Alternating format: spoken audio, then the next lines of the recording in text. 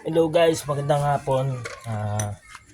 May tutorial na naman tayo ngayon. Meron ako ditong troubleshoot na ref.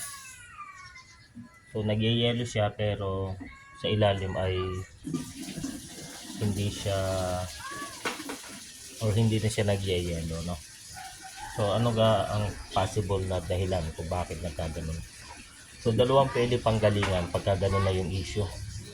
Pag dati makapal sa ilalim tapos paglipas ng ilang buwan o araw pakonti siya ng pakonti bago siya naubos. So, ang dahilan kaya hindi na nagyayelo sa ilalim ay may leak.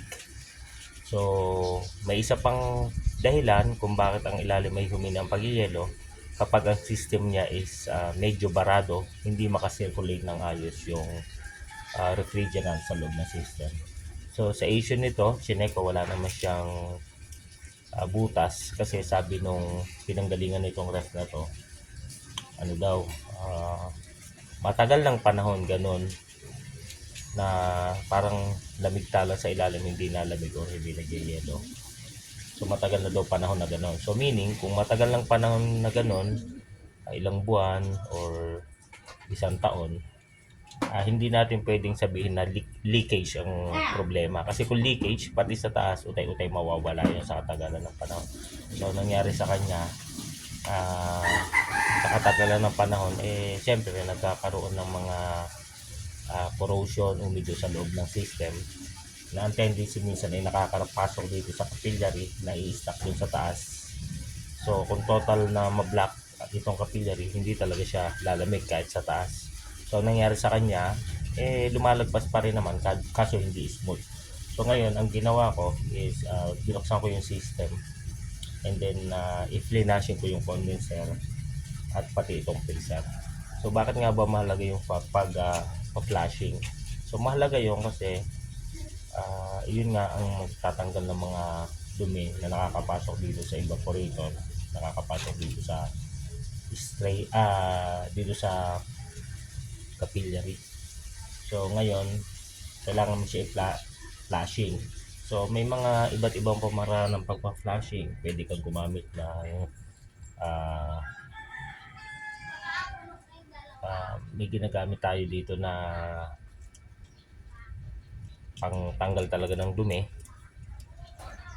at pwede rin naman tayo gumamit nung kagaya nung pinapakita ni Caprion, yung nitrogen gas kasi malakas nga naman ang pressure nun, so maitutulak niyang maigi yung mga dumi para mapalabas dito sa evaporator, no?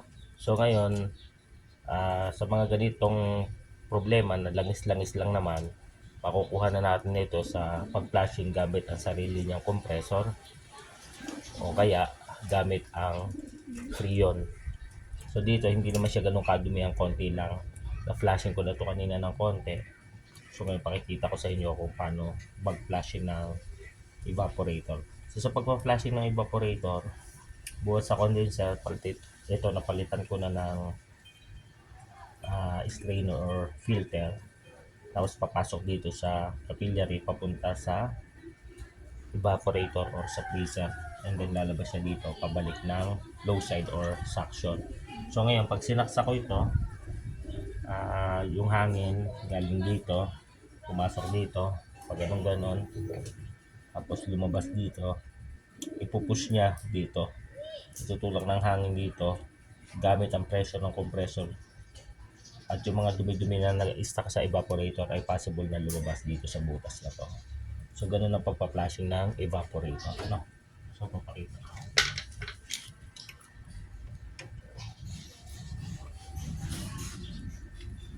Ayan.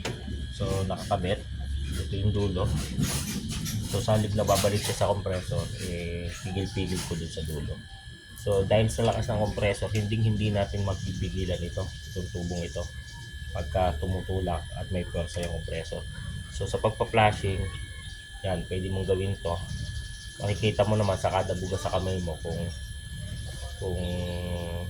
may dumi pa or malinis na, no? So ang tama talagang para ng pag flashing, kung gagamit ka ng chemicals, ay kukuha ka ng bote, isasahod mo yung mga nakikita nyo. So yun yung pinaka proper way talaga, no? Kung papansin nyo, kanina napakarami lang is, ngayon wala na kasi na-flashing ko na to kanina. Kaya ko lang naman ipinapakita is para doon sa mga nag-aaral ng refrigeration and air condition. Kung hindi nila to natakal sa TESDA or sa school nila, kasi nga vocational courses lang yung ginagawa nila, eh mayroon silang matututunan sa profile ko para makadagdag sa kanilang kaalaman.